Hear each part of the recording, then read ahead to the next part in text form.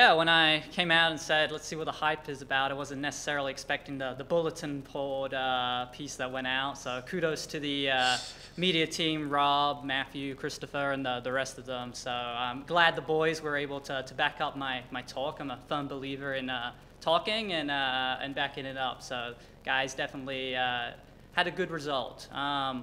Told them afterwards, regardless of the result, we've still got things to work on, but when we look at it from a very, neutral experience on how we're building, that's back-to-back regular season wins for us. In the Gannon area, in program history, we've had one win before Gannon took over the program. So now two back-to-back, that shows that we're clearly doing something right, which is really encouraging. I think the way our guys went out there and competed, it was definitely encouraging to see. I don't think there were necessarily any surprises. I think we are who we thought we are.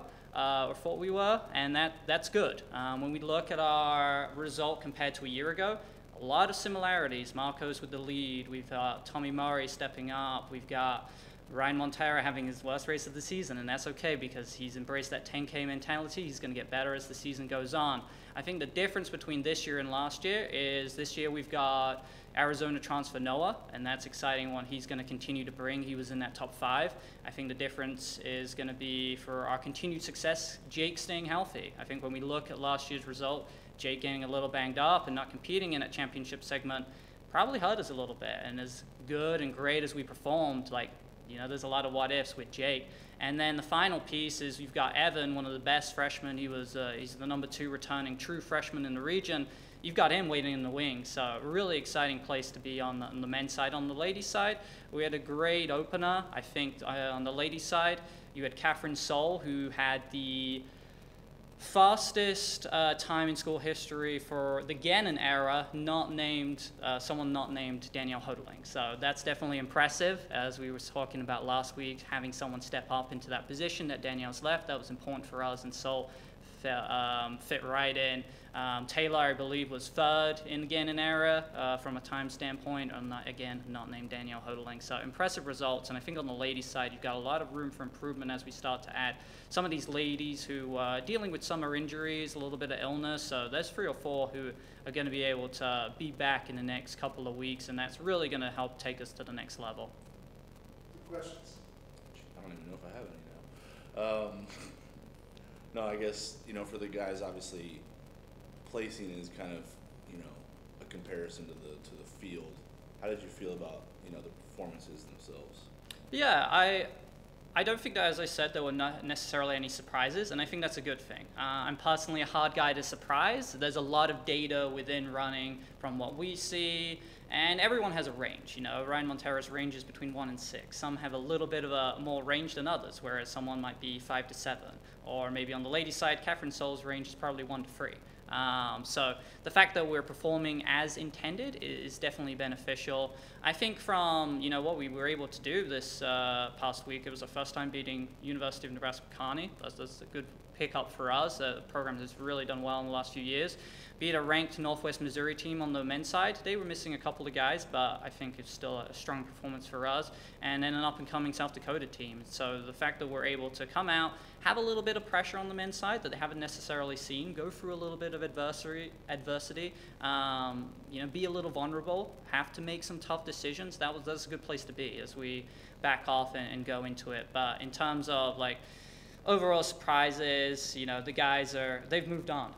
They're not necessarily too worried about getting a win or not. They know November is when it counts. As coaches, we're in the same spot. I think for our underclassmen, especially freshmen, it's probably a little bit of a culture shock. Hey, you guys just won and you've moved on already. So welcome to the program, freshmen. This is kind of what we're about. This is what we're building, and that's a good place to be. I think what the biggest thing it does to our program is from an external factor, having our alumni out in support, having our parents, having the community, very Nebraska based race. And so for the community to get behind what we're building, what we're doing, the amount of people who are reaching out, that's probably the best result that we could have hoped for. And we're absolutely going to build on it with another home meet here in about a month's time. The women's side of things, obviously, I don't know how close was that to your anticipated top group, and what's the injury status of maybe some of the key players that aren't really in that rotation yet? Yeah, I think from who was healthy, it worked out about as we thought. From adding people back, you've got Alexis Leone, freshman, who we're just building back slowly. She had a little bit of a high school senior injury, and we've played it super cautious. So I would anticipate probably the home meet, honestly, not even Gans Creek in 2 to 3 weeks. And she could be slot right into our top 3, top 2 probably. Super talented, fastest recruit we've had in school history, so just absolute stud. Carly Manchester dealing with a little bit of just Achilles stuff, and so it was more out of precaution. She worked out this week, looked great. She's going to be in that top 3 as well. And then Cody Roche is kind of one of the wild cards, one of our more mid-distance focused athletes. She's coming back from a little bit of illness as well, and so really excited for her because I think out of those 3 adding up, she's the one with the most upside. She's not necessarily, as a mid-distance athlete, someone who you expect, but just great work ethic, just a competitor from workouts and where she was healthy, just absolutely crushing it. So, you know, bias as the mid-distance coach, but she's going to be a rock star these next few years. I guess given the injury toll that group has taken on, what did you make of what you got out of the group that was able to run on? Yeah, super encouraging. I think, as I said, we're about where we expected, and once you add them in, it's really good. It looks really good.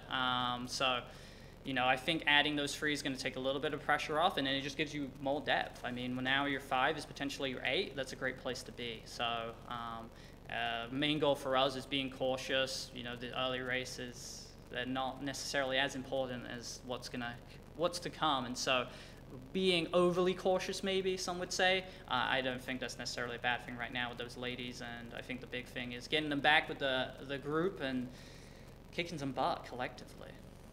There's another bulletin board material for you. You bet. Thanks. Thank you, sir. You bet.